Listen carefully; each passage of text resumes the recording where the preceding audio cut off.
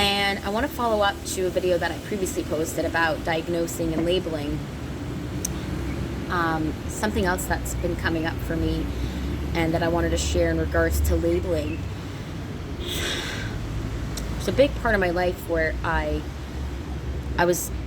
always felt unease. I never felt like I had any meaning, had any purpose. I was always on edge internally.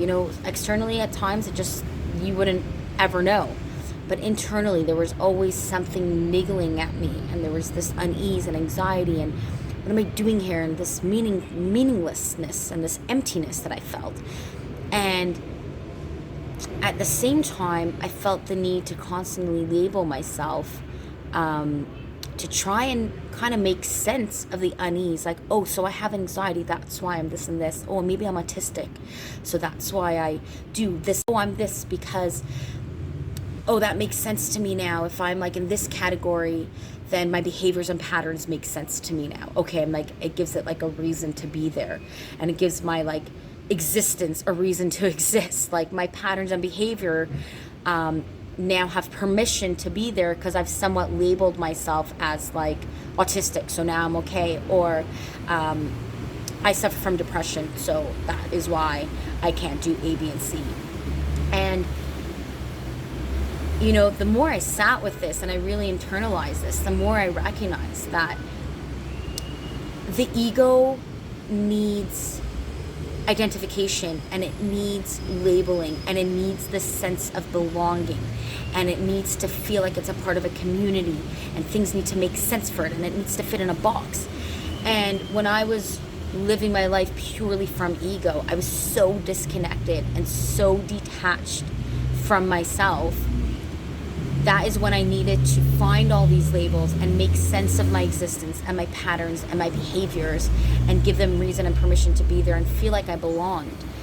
And the more I got connected to myself, my higher self, my neshama, my source, the less I needed these labels. I mean, eventually they just completely they just fell away, like completely.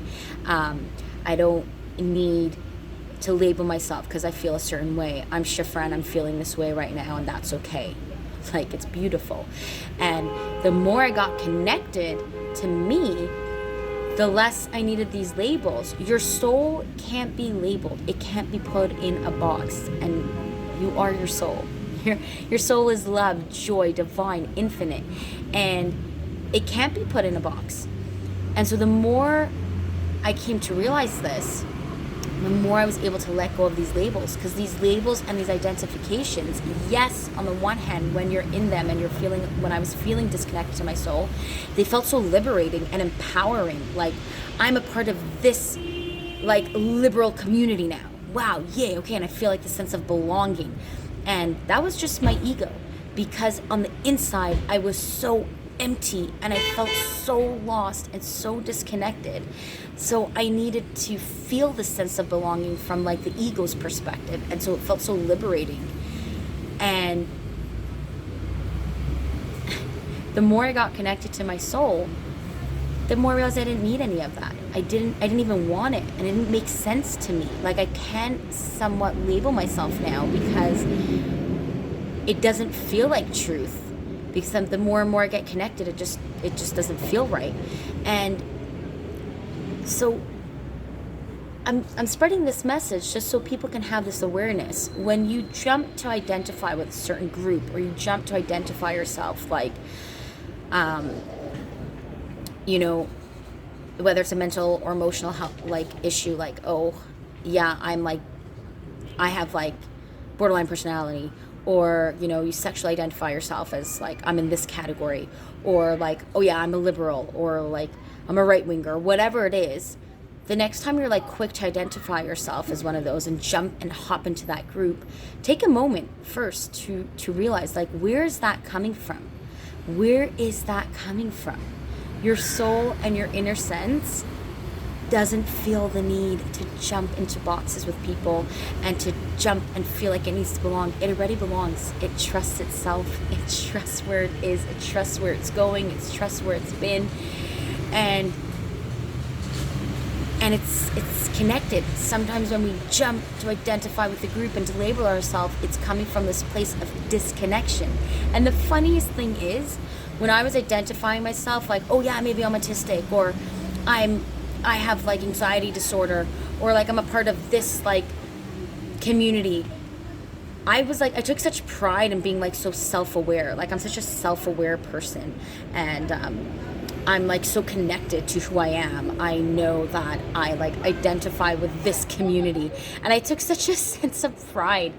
And the funniest thing is that I was so not self-aware. I was so not self-aware, and it was just ego driven, and it was coming from this place of emptiness, of this like crying out for this sense of belonging.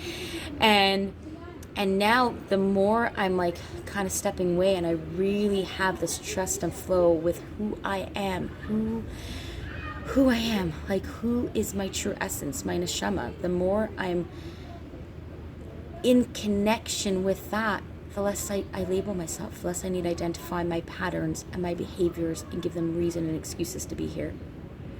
If I'm feeling anxious, I'm just feeling anxious right now, and I don't have any sort of disorder. And if I react to this situation in this way, that's just because I'm reacting to this situation in this way. So food for thought, really. I hope this is helpful, and lots of love.